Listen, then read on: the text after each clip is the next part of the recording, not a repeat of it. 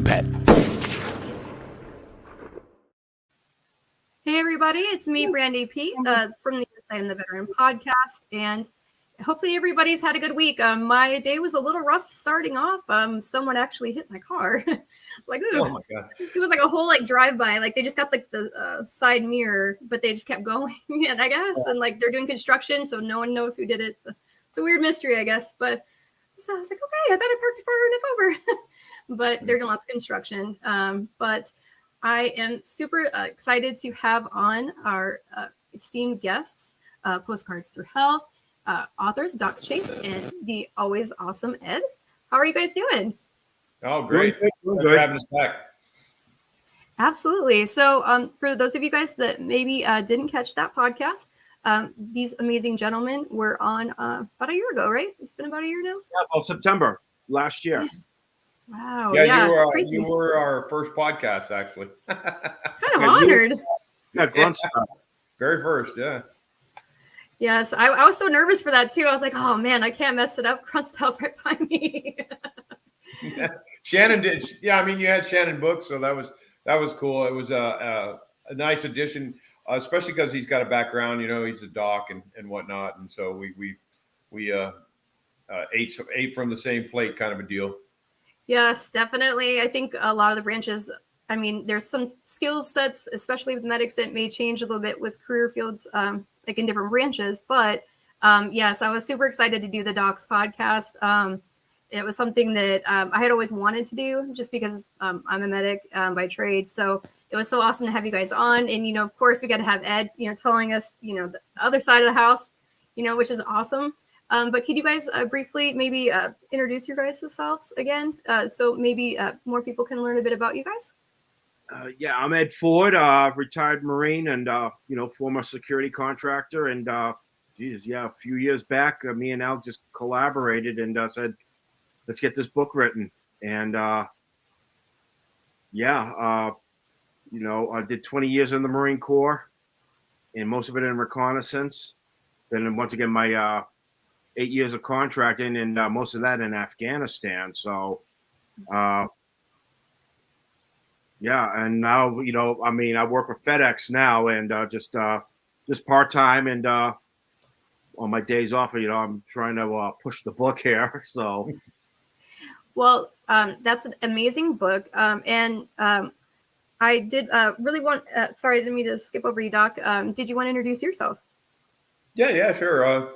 Alan Chiasson, everyone calls me Doc Chase or Chase for short.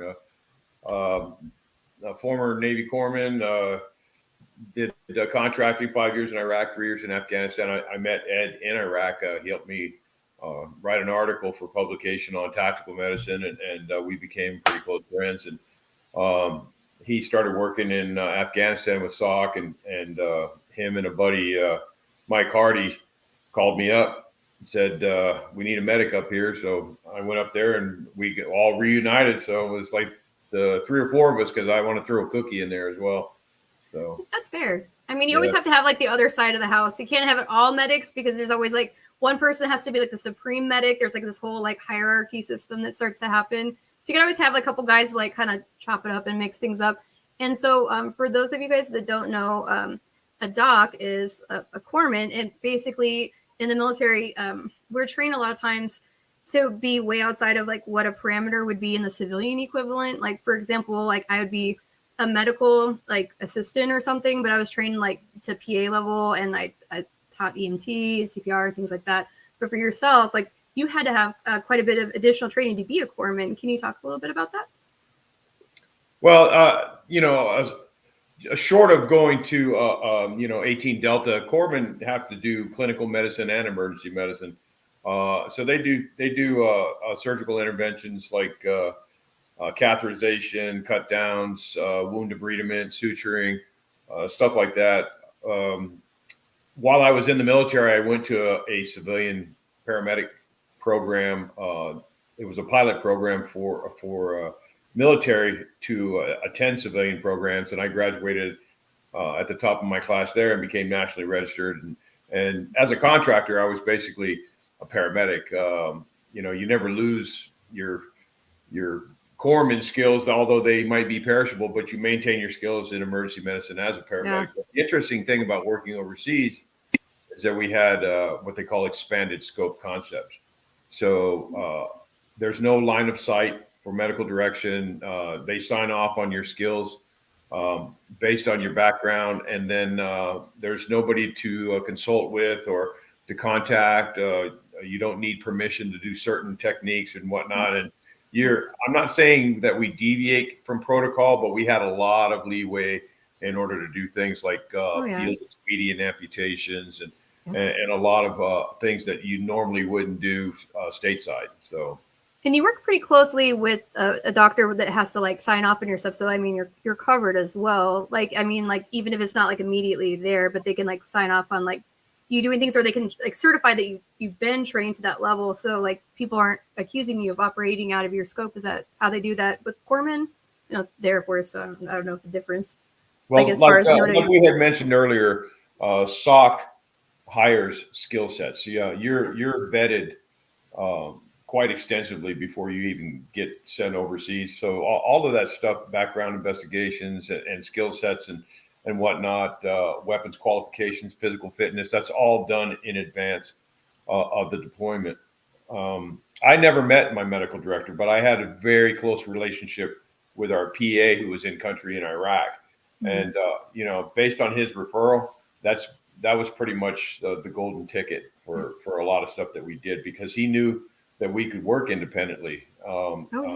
We were self-sustaining in the field for up to 72 hours. You know, we trained in the austere environment, and we maintained training on a regular basis. So, you know, Ed had mentioned that he preferred working with paramedics because they had updated skill sets compared to people that were former 18 Deltas and whatnot. They might, you know, be better at small unit tactics and things of that nature. But when it came down to emergency medicine, we had the better skills. Absolutely. And because of that, I mean, a lot of people don't realize that even if you work like, you know, clinical medicine, it's totally different than emergent medicine. Like anyone can tell you, like working in a clinic is vastly different than an ER, and much more so even downrange, because even more so because of the fact that, you know, there's that sense of urgency, like that person's life quite literally is in your hands, and you may be the only person within hundreds of miles potentially, or less depending on where you are, but it could be quite a bit of a distance before you could get to someone that could even give that intervention. So it's important that you have as many skill sets as you can, so that way you're able to, I guess, help as many people. And I like how IVs for drunk and hungover Marines. Yeah, I can't tell you how many IVs I've had to staple. And if they were jerks, I would staple it and then I'd leave and come back in an hour or two. The cats would be like chewing on it. Like, I'm hungover. Well, you should have been worried the other day. No. But you know, those guys, they always give you a hard time about being a medic, especially the Marine Corps, you know, with the way they treat their corpsmen. But when something goes wrong, you're the first guy, and they'll give you the shirt off their back. They'll risk their lives to save you.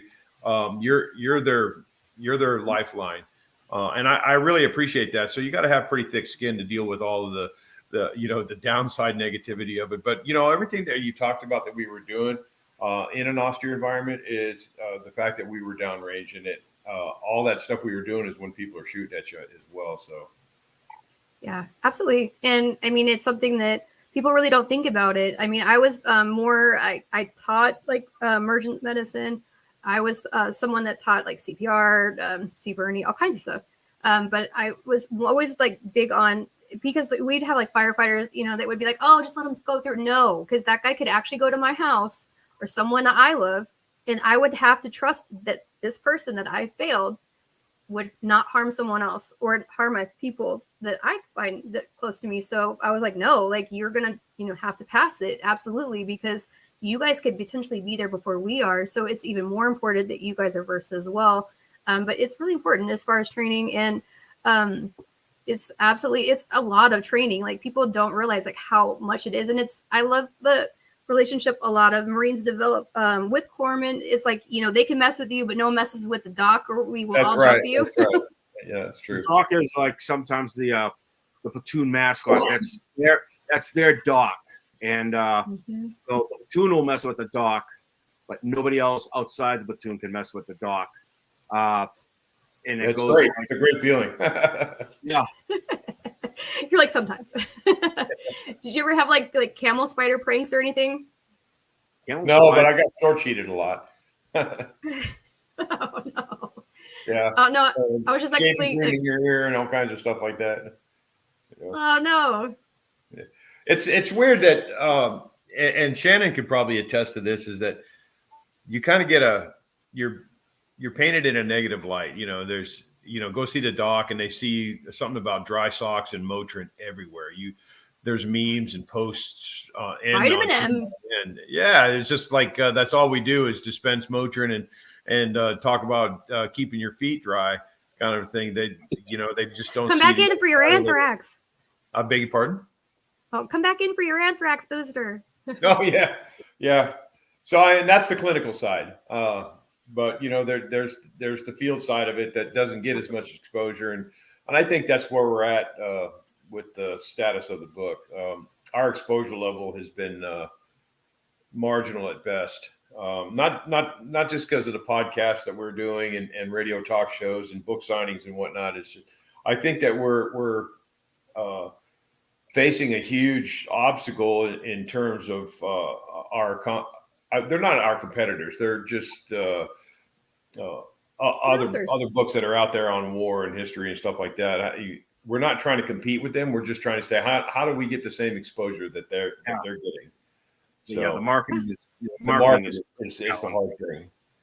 You know, we have A-list endorsements on our book, and every one of those guys are best-selling authors in their category. They're all published traditionally, and we just don't have that same exposure. You know, those guys are commissioned officers. They're very well connected. Even when we looked into doing research on books like Lone Survivor, Red Platoon, 13 Hours in Benghazi, those guys weren't commissioned officers, but they were high-profile missions. They received quite a bit of media attention in some cases before the book was even written. Our case is we're just not well known, and we're trying to level the playing field, so to speak, and we're trying to figure out how to do that right now. That's our biggest obstacle.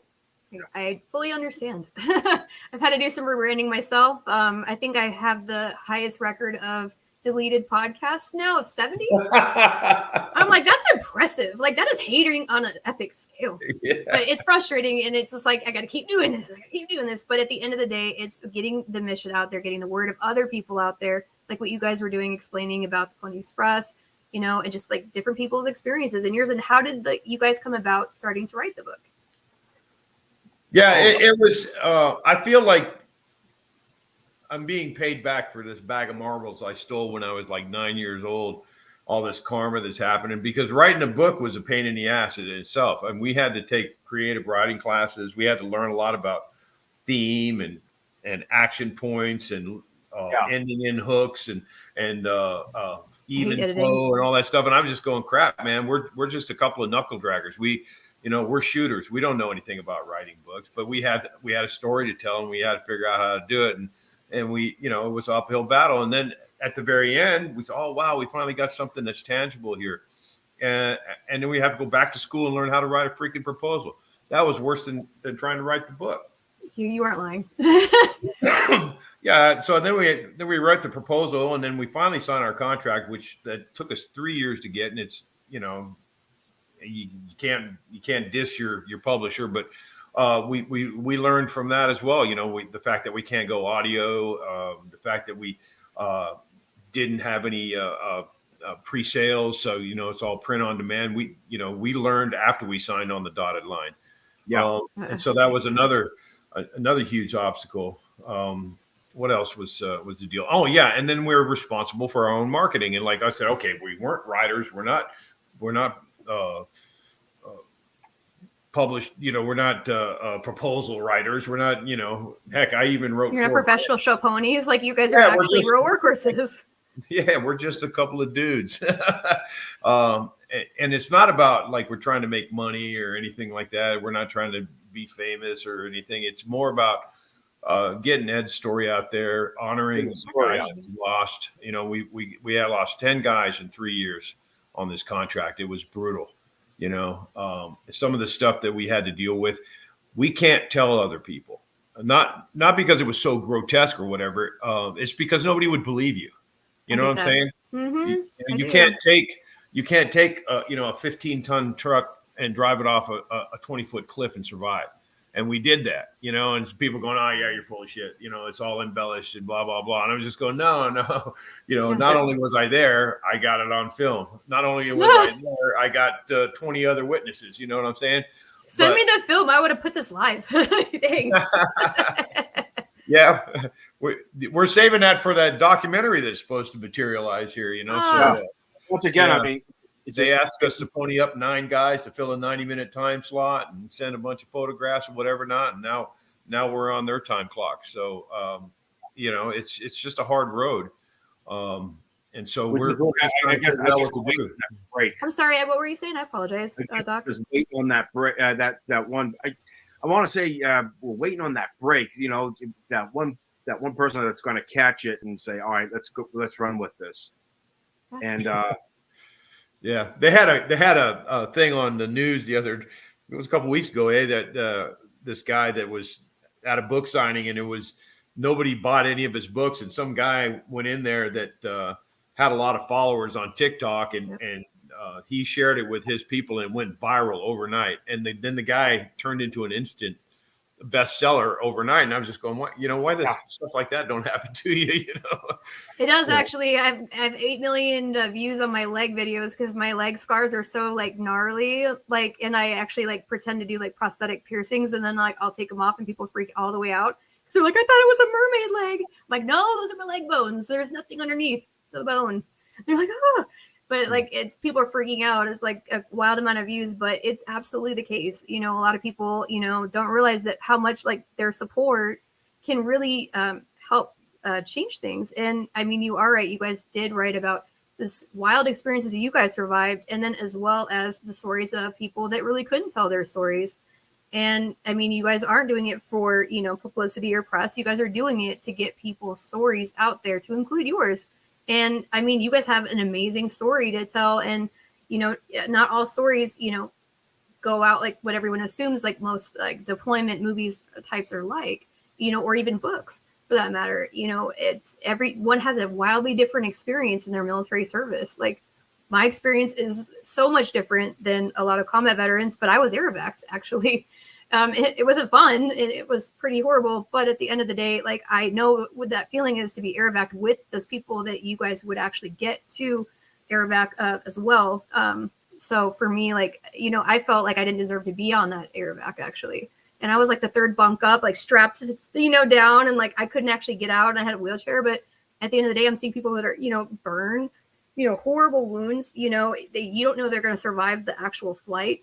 And it's something that, people really don't think about. And, hearing these people's stories, it keeps these people alive. And it also helps educate the public, or just people that maybe just don't understand what we experience in the military, or other veterans just be like, those guys are badasses, but at the end of the day, it's about supporting each other and really, sharing those stories. And Ed, for you, what was your biggest challenge when you first started writing? Because I don't know if you wrote prior to this. I never wrote this. Yeah, I wrote. Al wrote. Al was published. That's why I wanted to. 2017, I was like, you know what? Because before then, we had the thing with Mike Hardy, where they were going to try to make a show out of it. A miniseries, a miniseries. Pan out. But you have to have 5 episodes. I was like, people are hurting for material right now, and a lot of people they're either screenwriting, or what they're doing is I know some veteran filmmakers that I know what they're doing is they'll do documentaries and then submit them to the GI Film Festival and different film festivals, especially all in the South, because if you win those, they have large purses $20,000 to $50,000 or something like that. And it's also a great way to get the story out there, especially if it were to win these awards, and potentially how many movies have we seen that started on Sundance, or different film festivals that became, well renowned, as movies or documentaries later. So when you're trying to tap into that industry, you have to deal with a lot of vanity press and a lot of other things where, I mean, we can get an award for this book if we pay for it. But one thing that I have to mention is we have zero budget. We've already spent probably around $15,000 just writing this book and getting it out there, and then all that other stuff. And then every time somebody comes up and said, "Hey, well, I can get you into this," or we even had a guy that was recommended to us on one of our other radio talk shows, and when I called the guy up, he wanted $3,000 a month. What? So it's like a hustle, basically. That's messed up. Well, he's very well connected. He's launched probably 100 books that are all bestsellers. You know, his name is attached to a lot of stuff, and so what you're doing is you're paying for this guy's not so much his service, but his connections. And we can't afford stuff like that, you know. Yeah. And so that's another thing. You know, we don't want to buy a bestseller. We want to sell a bestseller. Yep. Absolutely. And so Yeah. you know, we've got plenty of contacts. We got a lot of people in our corner. It's all word of mouth. But I think what bothers me the most is right now our reviews have been really, really not. We've never had any bad reviews. We're all 5 stars, but we don't know that book's amazing. No way.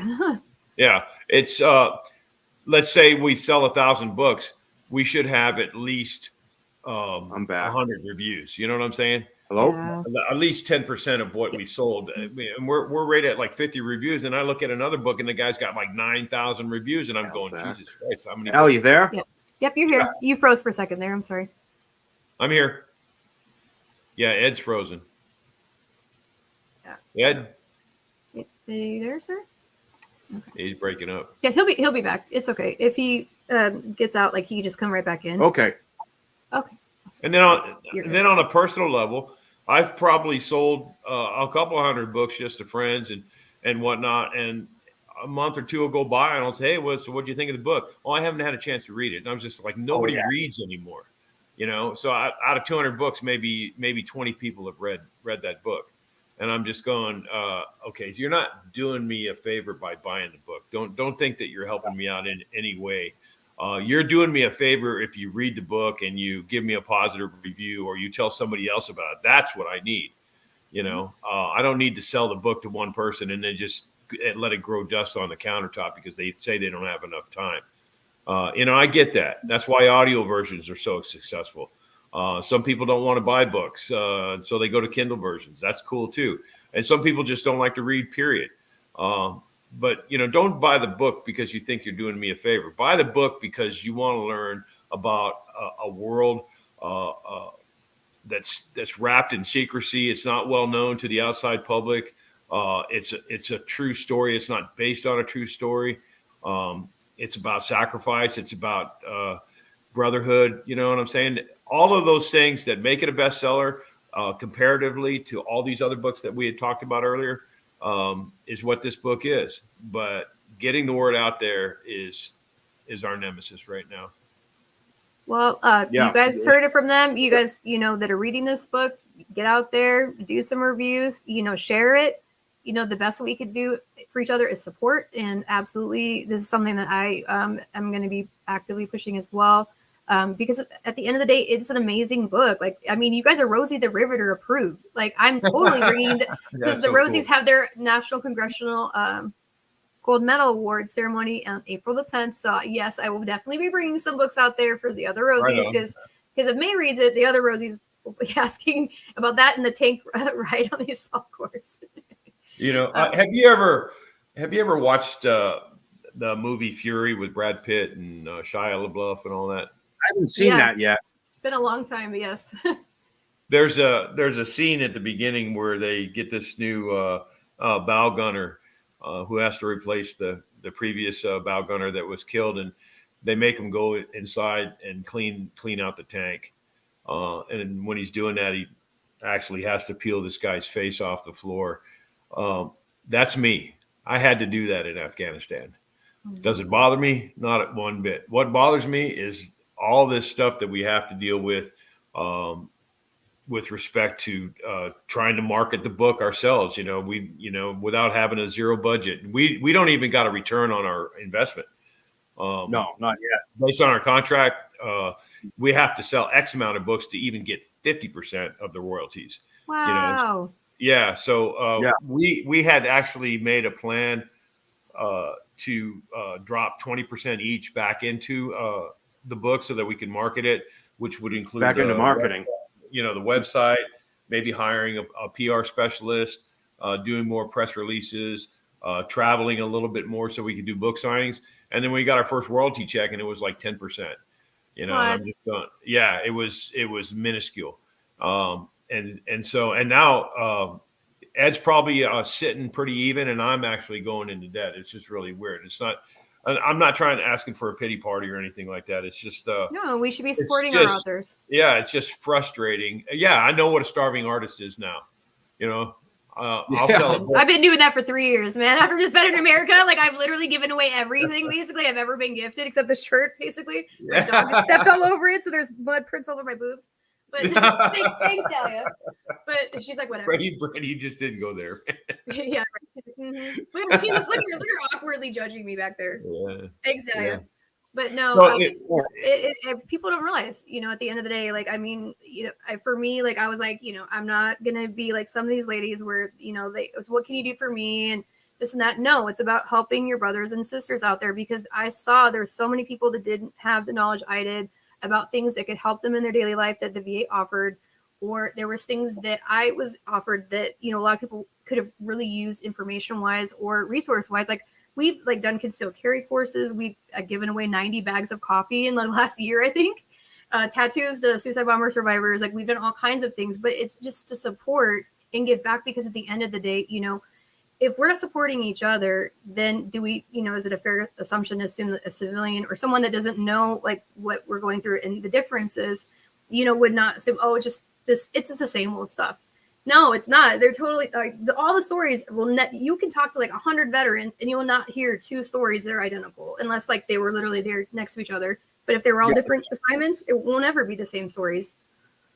When I was looking at writing this stuff, and we're trying to create, it was basically a timeline, but we had to have a storyline.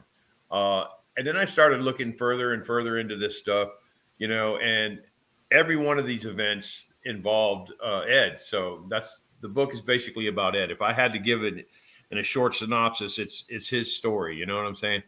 And it's what he had to deal with as a team leader. But the interesting thing about Ed is he went through every position that SOC held in country for that company.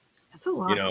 That's a lot of jobs. That's hats. A lot of hats, and it was all obviously experience based and whatnot, which is what made him so successful. But every story that he had, I noticed when we were looking at it was getting worse. It might have been he had like a mine strike that there were a couple guys injured. No big deal. You medevac him off the X and blah blah blah. And then next thing you know, you get one where a couple guys are killed. And you're just going, holy crap! Now we got an exfil on our own, and our QRF won't even lead the hardball. So now all your guys are injured.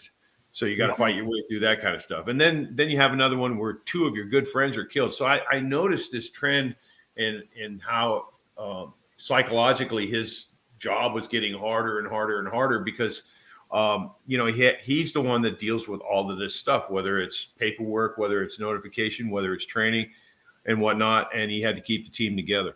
Yeah. Eventually it goes, into an event where 5 guys are killed in one hit. And he's got to go ID one of the guys that he had just worked out with. And the only way that he could tell who it was based on a tattoo, a small piece of skin that was left over. And he starts thinking to himself, hey, man, I'm going to be next, And when you start thinking that way, you probably are, And so it was time to get out. And so this book, it climaxes to that point, to that crescendo, so to speak, where he makes the decision to go out. And it's a really good personal human interest story on top of all the missions that were in there. Yeah. Not to mention all the historical perspective that occurred while we were there. I mean, we're delivering to guys at JBAD. Who was at JBAD? Everybody that killed Bin Laden. We were delivering mail to Coast. Who was at Coast? Zero Dark 30. Think about that. the Kill Team, all those guys. All those things happened while we were there. They were parallel. Yeah, it's all in there. So there's historical perspective. There's shrouded mission shrouded in secrecy perspective. There's that brotherhood perspective. There's that the human interest perspective. All that stuff is all compiled into that one book. And I just got to get people to bite.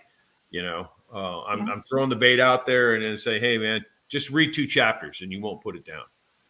So yeah, it's definitely one of those, like, even when May was starting to read it, like, I feel like she's like, they're like, like, I was like, it happened to my mom. She, I wanted to get this book published before my parents. And it's a quick read too. Quick read. Yeah. Well, she can't see anymore. And so she had to have somebody come in and read it for her. And so my mom liked it. Of course, she's biased, but the lady that was reading it, she broke down into tears. She liked it so much, she went ahead and told a bunch of her friends, but they're in a very small community, so I don't expect the word to spread so far out there. But the fact that somebody else actually who wouldn't have normally picked up a book like that went ahead and got it and read it to my mom, much appreciated. I want to say thanks to that person, but she really enjoyed it, and we got some positive feedback from her, so that was really cool. That's always amazing. My family, I think my one sister has watched a single podcast of mine. Like, I don't even know my mom watches them, to be honest.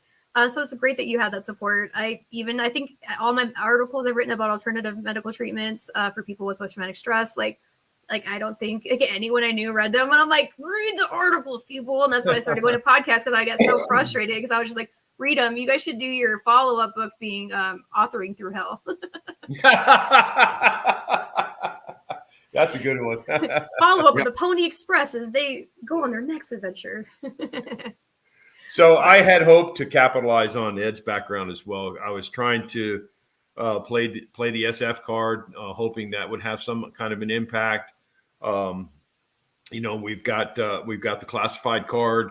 We're holding a lot of cards, and we just have to deal that stuff out. And it's just like I said, him and I. Our last review, see that review we got from Mac? Yeah. Wasn't that badass? It was. It was like, wow. Man, I was like, thank you, dude. Yeah, this guy was a bodyguard to the 3rd highest civilian in Iraq. So it's like he's a guy. Yeah, he's a big guy. Yeah. But it was very humbling. And I think that's the box that we're trying to stay in. We're not trying to brag about anything. We're not trying to put ourselves first. We're just trying to honor our fallen brothers. Yeah. Get the story out there, and we'll honor the fallen. That's all. That's it. Those are the 2 priorities right there.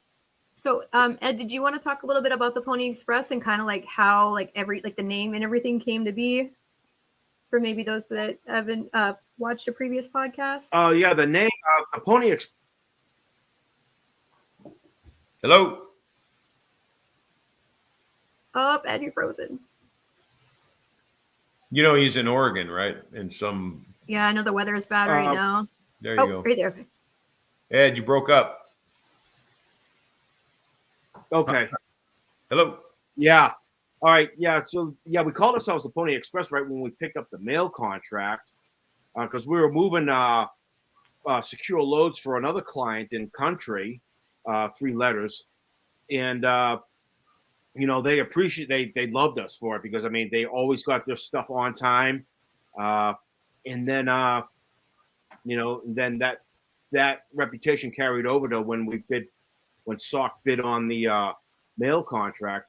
SOC was able to pick up the mail contract, and because it was an austere environment, almost like high mountain desert, kind of like the original Pony Express, running mail through the desert, outrunning the bad guys, and that's what we were doing. And so we were unofficially known as the Pony Express. And then when the book came to be, that was the original title, the Pony Express, but it just didn't have the right ring to it. And then Al came up with, all right, let's try this one here, Postcards Through Hell, and it sounded a lot better. I like what I also want to touch on the book here is it also touches on like a little known aspect of war. Number one, the civilians that are out there supporting it, are supporting the war. Yes, we are well paid for it, but also the business side of war. You read through the book, you'll be like, you'll see how business can play a factor in equipment, gear, pay, quality of personnel you're getting in. It's all a business decision. And I think people need to know that, war is a business, whether you like it or not. It's a necessary evil. But when you start talking about things like nation building, say-so, security and stability operations, you got to start following the portfolios. Who's pushing for that, and how many people have their fingers in on the DoD contracts? Yes, that's where the money is made on these long-term wars at the end. I mean, look at the Ukraine right now. I mean, we've been sending over close to what? Maybe I have no idea. Billions of dollars we send over there. No accountability. And I mean, it's money laundering as far as I'm concerned, unless you can pull up an audit, unclassified, unredacted, that says, hey, here are the numbers, line item by line item. And then you can prove me wrong, I'll apologize. But until then, it's money laundering 101. So. Yeah, definitely contracting. It's definitely it's totally its own art form. Like people just think like you have to be active duty to be overseas, and that's not the case at all. Oh, no. Like a lot of people get out and they come back as contractors, or like they're contractors that's like their line of work. Like I've known people like in Puerto Rico, like they were sent out as like a all-purpose kind of contractor. It was something that they didn't expect, but I've had and they had never served. But they'd done a lot of like high security detail work in the past, so like that's why they were picked up. Sorry. And I mean, and even on a lot of these, especially the PSD teams. I mean, it's special operations does not make the security specialist. I learned that early on because it's always good. Like when you're running a PSD team, have some of these career cops that are out there because. Number one, they know how to talk to people. They know the right questions to ask. They know how to. They can read the body language because they've done it before on the streets. Or when it comes down to searching a vehicle, they know all the hiding spots. And I remember when Mike Hardy did that. Mike Hardy and a couple of the other guys did that on right before one of the runs. They knew right where to look at in all the trucks. They were pulling out all their hash. Yeah. No, not that part. Like I thought you were gonna say like the 7 to 8 guys. So I was like, I thought I was going somewhere else. I'm sorry. Part of me is not sorry about that, but like that's not what I meant to answer. I'm sorry. Yeah. It's when you talk about contracting, you might think $150,000 a year is a lot of money. But at the beginning of the war, it was much higher than that. They start when there starts to be accountability, they start itemizing things. Then the pay starts going down. Yeah. But I was making, let's say $500 a day, tax free, to go to Iraq. If I were to go to Ukraine now, I'd be making $3,000 a day. Yeah. Clearly. Yeah, it's just because right now there is no accountability. They're just dumping money into the country, trying to help out however they can, but they want to minimize their involvement, so that they can't say it's a supported war, so to speak. That's the way it was with what was the name of that company? Custer Battles. Remember them guys? Yeah, and those. They finally ended up doing time in jail, but. So much stuff that was going on because there was really no record of where this stuff was going, and people would start padding their databases for people that were deployable, but they were just trying to create numbers that were not realistic, in order to get these contracts. And they would get the contracts and then hire the worst people and put them the least amount of people with the least amount of training and whatever not. And they were keeping these huge profit margins and stuff. And we talk about that in our book as well. When we're to the point where we do have to be accountable. So the company has to figure out other ways to increase their profit margin. So they might not let us run our vehicles when we're working on them when it's hot outside because they don't want to burn fuel or bust an AC unit. They might go from an expat driver to a third country national to a local national just to save money on paying employees. Just a lot of things. Or they might have you run 2 missions in one, just to make extra bank on the same kind of run, but it's an extra risk because now you're that much more exposed and you're slower and whatnot. And these affected our mission outcomes. We had to make independent decisions of management. So, they would try to dictate where we went, when we went, the route we were going to take.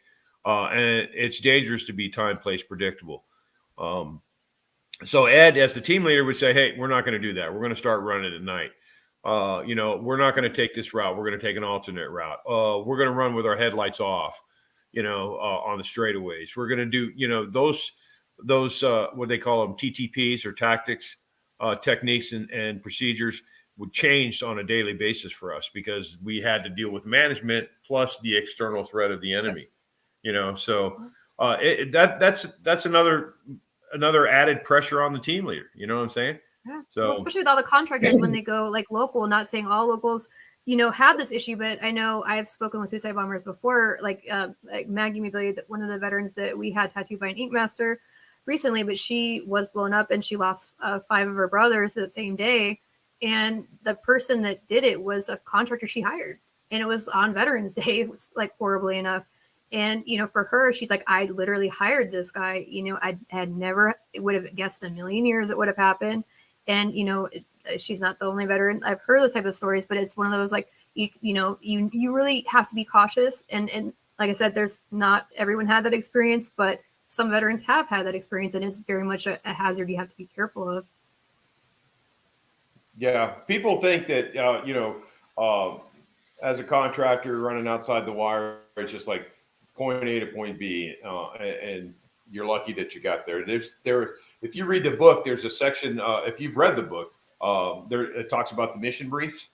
And that just goes into detail, everybody's individual responsibility on top of what the team leader has to do. And I think that's the most telling part of it because of the fact that it outlines everything that we ever had to do just to accomplish one mission. And the mission brief was the mission, So, gathering intel, what's real versus perceived, time of day, weather extremes, environmental threats, enemy placements, enemy strengths, weapons, breakdowns, cross-decking, tactical tire changes. All the rehearsals. I mean, there's just all kinds of crap that has to go through your mind before you even step foot out that door. Who is the fastest at changing tires? Like, is there like a record that you guys kept of who could change like the fastest? That's actually a pretty good question. We probably sorry.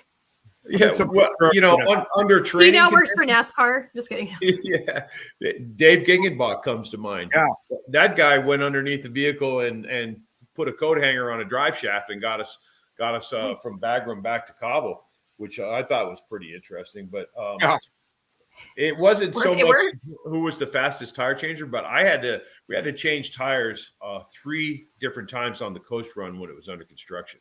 Yeah. So that was like 3 tire changes in like an hour's time frame. Wow. It's so because the guys, the cliff's right here, and the guys are afraid to get too close to the edge, so they drive on the other side of the road, which was the mountainside, and all these sharp rocks are just tearing up these tires and stuff like that. Changing a tire, let's say under fire, it's like giant like this, right? They're big, but no. If you have to change a tire to get off the X, you don't put every lug on there. You just put half of them on. Just to keep it on there. Yeah. You get the tire on, you throw in 3 or 4 lugs, and then you're gone. And then you get to a safe place, and then you cinch it down with the rest of the lugs and that kind of thing. That's what we're talking about. We knew where our jack points were to lift the trucks up. We had guys that were responsible for pulling the tires down, guys for taking the lugs off, guys for putting the lugs on, guys for watching security while all this stuff's being done. It was like NASCAR, but with guns. The way it was, we had the DeWalt. Some of the teams had the DeWalt drill. Oh, impacts, yeah. Yeah, those take time. Yeah, Especially like those cordless ones you can like recharge, you know. yeah, but they're all battery operated. Snap on. Oh, I know. Oh, why you can't even get like the reportable like battery packs. These ones always sell out so fast. Yeah, people don't realize that we had to push each other off, we had to pull each other off, we had to tow each other out. We had to run with no air conditioning. We had to have the heater on in the summertime just to cool the engine off. Yeah, and it's already like 120-ish, if not more. It's just they don't know the minuscule items, and each individual one might not be so bad, but the fact that you put them all together, it would seem basically insurmountable, to what you're talking about in an austere environment. So it's just like, and Afghanistan's got some of the worst roads. You can only drive as fast as the road will allow you, so to speak. So, and goats, or other factors that could cross your path, unfortunately, and block it at worst times. Yeah, and we couldn't, when we QRF, we drove a little bit faster, but when we had loads, we had to go as fast as the Mitsubishis and the box trucks would go, and if their top speed is like 40 kilometers, guess what? We're rolling at 40 kilometers, but at 40 kilometers, a lot of shit can happen. A lot of shit. So. And fast. Yeah. And like I said, I'm thankful that you guys came on tonight. For our listeners that are wanting to check out your book, where can they find it? Amazon. Well, that's on Amazon, right? Yeah, Amazon. Just go to Amazon, Postcards Through Hell. The book will come up. Barnes & Noble is another one. Once again, just go to the website, type it in, Postcards Through Hell, and it'll come up, and you can order from there. I think we get a Kindle version for electronic, and we're working on. We got a narrator in mind, but we have to wait for our contract to expire before we can head down that road. And then we've got a Facebook group called the Pony Express, where anybody can join, and we'll post pictures and videos and talk about things. Maybe some events that we got coming up at best. So, oh wow, there's cool. Yeah, there it is. Yeah. Yay! Look at that, 5 stars, buddy. See, you guys were all like, what? No, we got to get those reviews up, though. So anybody that's read the book, put your review on there. I'll definitely be reaching out to some people as well that I've had it recommended it to that very much liked it as well. But this is a phenomenal book. And if you want to support, your veteran brothers and sisters, and honor some amazing legacies and memories, as well as get a better understanding, maybe you never deployed, or you didn't deploy in that place, or you're curious, man. I like hearing other veteran stories, because you will never get bored if you just sit in a room of veterans, because you will always hear crazy stuff. Always, there's never a limit. For me, you guys are talking about the suturing, I'm like, oh, that takes me back, because I was in England. I actually just got pushed up a huge flight of stairs, and I totally messed up my skin graft at a concert, because in England, we used to have to suture a lot of Glasgow smiles. Because in England, they don't have guns, but they have knives. And a lot of women, at the bars or clubs, they would just whip out their switchblade and just go across a girl's face quick. If, they felt some sort of slight and they were trying to cut them up. And I was like, nope, I got to counter. And I fell, but I was like, my dignity. But, at the end of the day, you don't ever realize that, sometimes hearing words, it really does take you back. But, there's a lot that you guys both did, and you guys totally did different things. And that's why I really like that you guys both partnered together for this, because of the fact that, it's you're the yin and yang kind of a team in the Marines, and you don't really always see corpsmen with Marine units, or I guess medics in the Marines, or not Marines, the Marines don't have medics, but the Navy. But, they don't have the same amount of training as the one, the corpsmen that, work with the Marines. You guys have to have the most absolute training, because, the Marines live to you guys, especially when you guys are forward operating. It's truly interesting. Ed, what would you say was one of the stories that was closest to your heart that you guys wrote? Oh, Jesus. Man, that's going to be hard. The Organee run, when that first hit where I lost those first 2 guys, that was very humbling.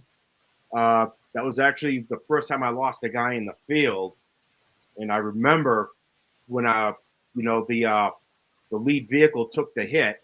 I'm calling up to it. Hey, lead, this is Hammer. Lead, this is Hammer. They're not answering. And the way the road bent around this escarpment, as soon as we broke the corner, I saw the vehicle was down. So boom, I like hit the pings. We hit the distress signals.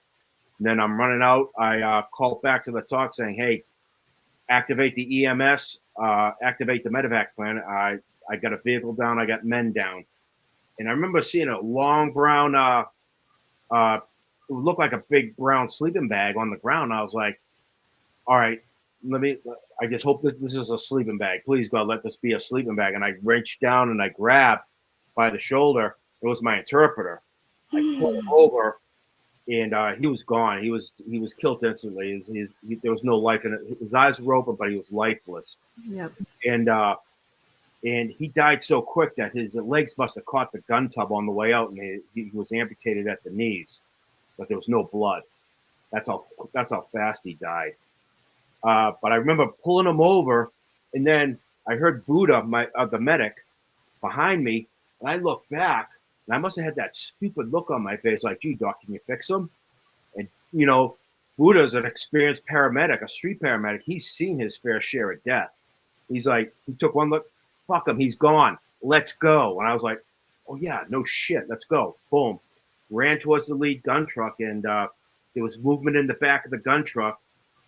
Buddha went into the back of the gun truck because I just saw Scott Brown pop out of the passenger side from the front, and he had an AK on him, and his gear was blown off of him. And he just picked up the driver's AK, and he was running up a hill. I'm thinking, all right, can't be that bad. Turns out he had a broken back and a fractured pelvis, and he did that all on adrenaline. I ran up the hill, and I was like, he looks at me like, dude, I'm on adrenaline right now. I'm pretty fucked up. I was like, all right, whatever you do, stay here. Do not move. I cannot lose you. Then I ran back down, and that's when me and Buddha and Alex, one of the Serb drivers, was pulling out Pero, and he was unconscious. He never regained consciousness, but he was just coughing up copious amounts of blood. And we put him on the stretcher, got him into the vehicle, and then we started to turn the convoy around. And then Buddha went up the hill. He helped carry down Scott Brown off the hill. And then I ran over to him, and he's looking at, I'm smoked. I can't carry him anymore. I was like, all right, I got him. I picked him up, and I carried him to the gun truck. And it's kind of messed up. It's kind of funny, though, because I'm getting ready to put him down on the bumper, and Buddha's like, whatever you do, do not drop him. So I'm starting to put him down, but his whole weight just shifted on me, and I just went, bunk. It was body weight, yeah. You're like, and I just dropped him on the bumper, and he's like, I was like, oh, God damn, I'm sorry, dude. I'm sorry. But yeah, we got out of there. That was like the first time. And then the other time was, when we lost Chris and Matt. I was like, God damn, man. That one hit me hard because first time I met Chris, we were, I just picked him up as an ATL. And so his very first mission with me was going to Shkin in Organy. Now, this is the same mission that I just talked about where I lost those two guys. And now this is my first time going back into that valley. And everybody that was in the office, it was me and Chris. Rector was going to tell me, and there was somebody else in there too. I think it was BJ Tooker. He's like, all right, you're going back down to Skin. All right, get ready for it. And I was they all said I turned white as a ghost. And I think some people were expecting me to quit right there. I was like, all right, but I got to go to Camp Phoenix. I got to get my intel dump. So I got over to Camp Phoenix. Called down to Organy, the road clearance team, and I was actually talking to the platoon commander. And it turns out that they were going to be in the valley the same time we were going to be in the valley. I was like, oh my God, yes, this is going to work out. So we go down there. We enter the valley, and I see a lieutenant. I see somebody out there. I walk over to him. It was the very same lieutenant I was talking to on the phone. We shake hands. He's like, all right, yeah, we got you. He's talking to the Apaches overhead. So the Apaches would fly over us a few times while we were in the valley. Safe as I ever felt in that damn valley. And so we got in, we got out, a little bit of drama, but we made it happen. And then, the next time team was going to go in there into that valley, it was going to be another team, and that was the SOP for the program.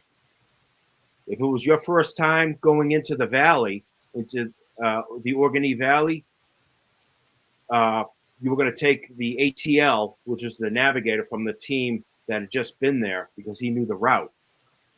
So they took Chris. So it was Chris and Matt up in the lead vehicle. Talking about they were talking about the route, and then on the way back out is when they got hit, and it was like they say it was I forget the size of it, but it blew it just took out lifted the truck up and dumped it on its ass end, and so Matt was blown clear. Chris was still belted in, but it killed them both instantly. And but yeah, that one there sticks with me a lot too, because of the way the team leader handled that extract. He only recovered one body. The client had to send a package out to recover our other guy. Yeah. And to this day, I mean, I was always like, yeah, man, if we had just taken that damn mission, Chris it wouldn't have happened to Chris. And a lot of people were telling me, no, it was going to happen. It was just, this is just how it was supposed to go down. So, yeah, that's just one of those things that, I still look at it. I'm like, man, if we had taken that mission, would he still be with us? Him and Matt, they still be with us. Survivor's guilt on top of everything else that we have to deal with, So there's a lot of emotions: hatred, anger, sleep deprivation, talking about revenge, just a lot of shit. Just that one incident then can stir up, even post incident. We noticed a lot of things that bothered us to this day, which was how our third country nationals were treated when they were sent home. Oh yeah, they got sent home like cargo. Yeah, only Matt and Chris got a soldier's burial. And then even things with that were kind of messed up because of the way they were repatriated.